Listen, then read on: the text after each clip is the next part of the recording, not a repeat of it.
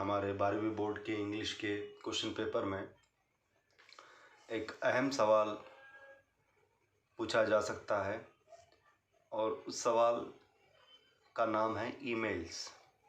यानी ईमेल्स पर आपको सवाल पूछा जा सकता है राइटिंग स्किल के अंदर, 12वीं बोर्ड के इंग्लिश के क्वेश्चन पेपर के अंदर। ईमेल बनाने के लिए आपको सवाल आ सकता है, आपको कोई सवाल दिया जा सकता है ईमेल बनाने के लिए और आपको कहा जा सकता है कि आप ईमेल बनाइए। तो ये जो ईमेल है, ये जो है हमें पता है कि ईमेल जो है इसका जो इस्तेमाल है, इसका इस्तेमाल हम जो है अलग अलग मैसेजेस करने के लिए होता है ईमेल्स का इस्तेमाल। और ईमेल जो है एक डिजिटल मैसेज होता है, इलेक्ट्रॉनिक मैसेज होता है। इसलिए जो है ई का जो मतलब है, ई का मतलब है इलेक्ट्रॉनिक। ई का मतलब क्या है? इलेक्ट्रॉनिक।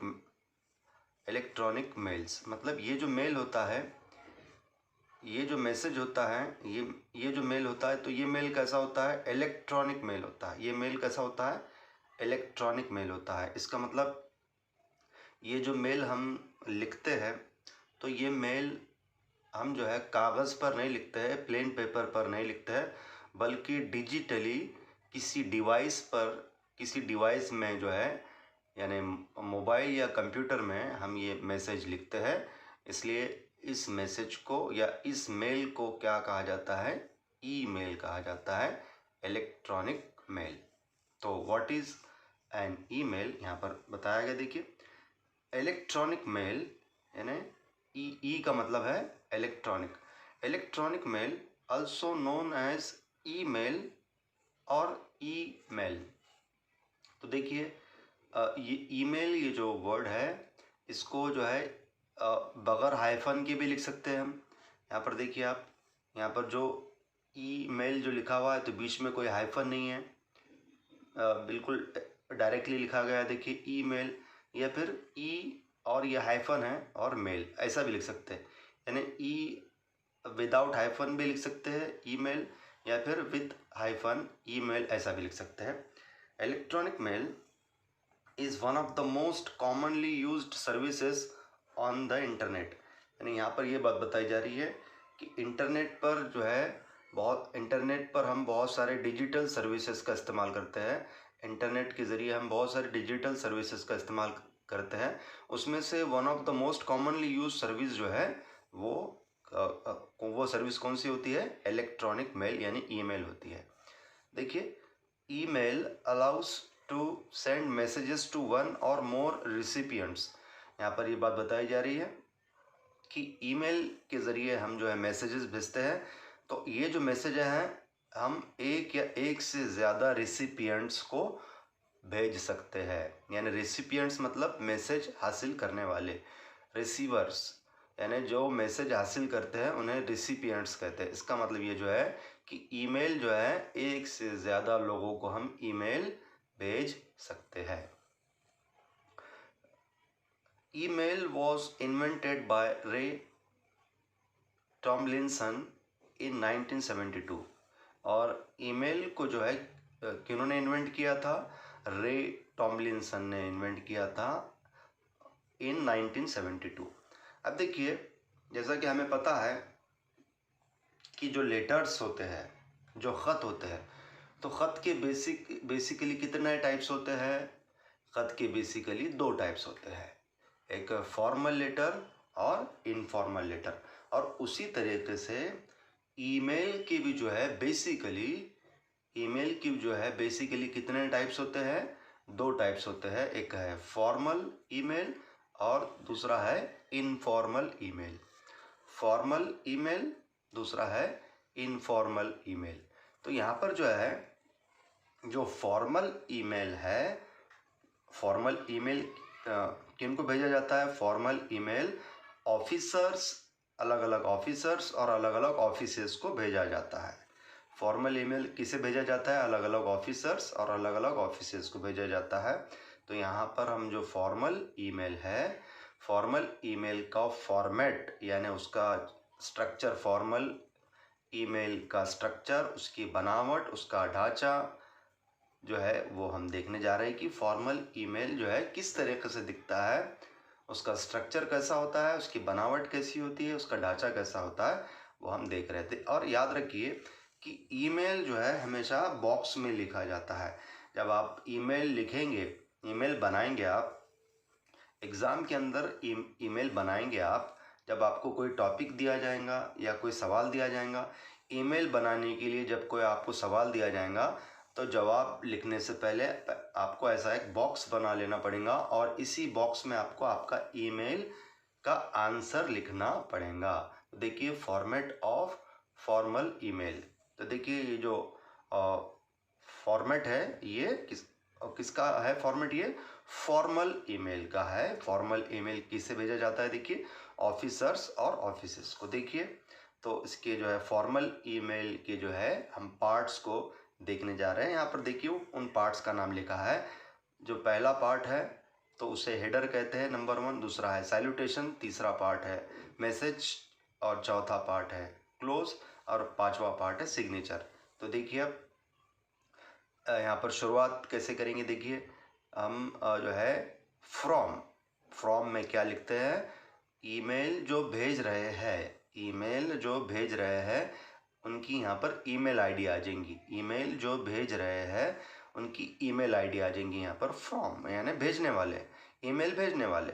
तो यहाँ पर ईमेल भेजने वाले जो भी है तो उनकी ईमेल आईडी आ जाएंगी यहाँ पर। लेकिन यहाँ पर तस्वीरी ईमेल आईडी दी गई है आपको, हम हमारी रियल ईमेल आईडी यहाँ पर नहीं लिख सकते हैं।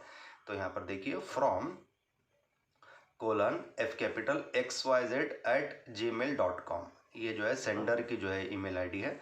टू यानी ये ईमेल कौन रिसीव कर रहा है, ईमेल रिसीव करने वाले की ईमेल आईडी, तो उनका जो है TO2 T कैपिटल ABC@gmail.com।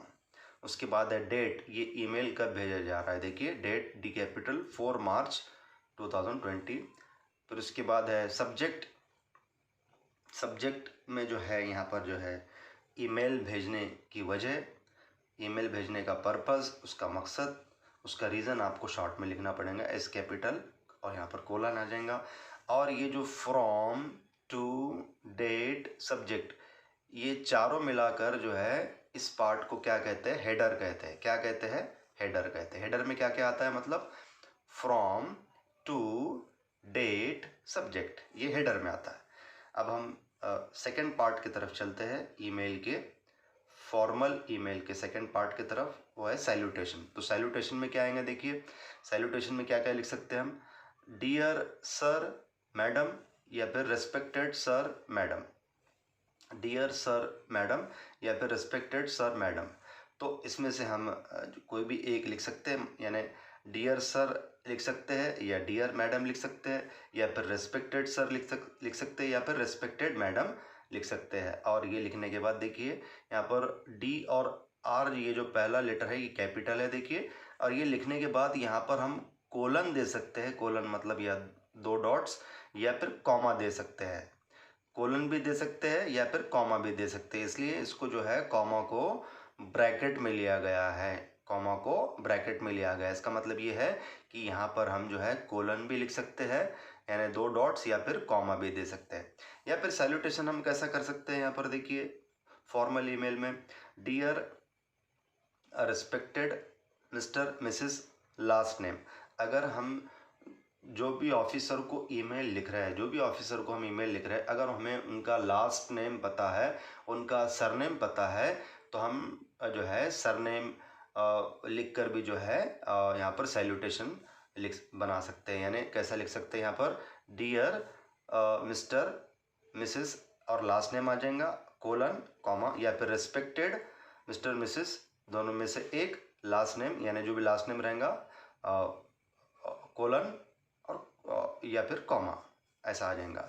तो हम इस तरीके से स्टार्ट कर सकते हैं सैल्यूटेशन। यानी सैल्यूटेशन में ये लिख सकते हैं सैल्यूटेशन, ये 2 तरीके से हम सैल्यूटेशन कर सकते हैं। फिर से और एक बार रिपीट करता हूँ मैं, देखिए किस तरीके से, डियर सर मैडम ऐसा लिख सकते हैं या फिर रिस्पेक्टेड सर मैडम ऐसा लिख सकते हैं। सर या मैडम में से एक ही वर्ड लिखना है, दोनों वर्ड नहीं लिखना है।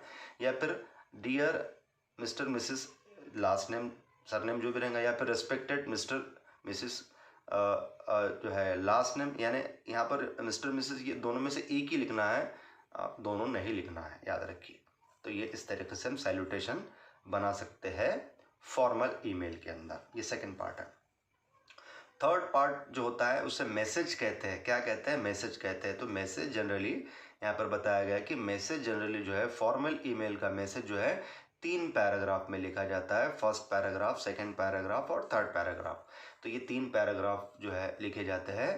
तो ये तीनों पैराग्राफ में हम हमारे सब्जेक्ट को एक्सप्लेन करते हैं, यानी हमारे ईमेल लिखने की वजह को हम यहाँ पर एक्सप्लेन करते हैं, हमारे ईमेल के सब्जेक्ट को एक्सप्लेन करते हैं, उसे मैसेज कहते हैं। और उसके बाद जो है क्लोज, यानी क्लोज या कॉम्प्लीमेंट्री क्लोज, यहाँ पर ईमेल जो है ख़त्म हो रहा है, आपका एंड हो रहा है। तो ईमेल जो है फॉर्मल ईमेल आप किस तरीके से एंड कर सकते हैं वो बताई जा रही बात यहाँ पर। देखिए अलग अलग तरीके से एंड कर सकते हैं फॉर्मल ईमेल को आप, अलग अलग वर्ड्स के ज़रिए।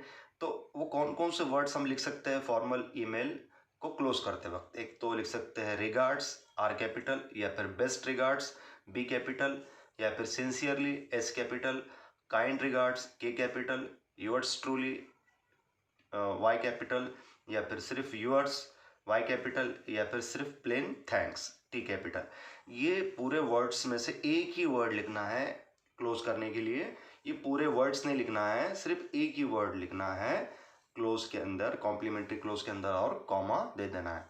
और सबसे लास्ट में जो है फॉर्मल ईमेल के अंदर जो आता है उससे को क्या कहते हैं? सिग्नेचर। यानी सिग्नेचर के अंदर यहाँ पर जो ईमेल भेजने वाले हैं उनका नाम आ जाता है, और अदर डिटेल्स आती है, नीचे नाम आता है और अदर डिटेल्स आती है। तो यहाँ पर हमने जो ईमेल भेजने वाले हैं तो तस्वरी उनका नाम क्या लिखा हुआ है हमने? XYZ, इसलिए उनका नाम क्या आ रहा है यहाँ पर सिग्नेचर में?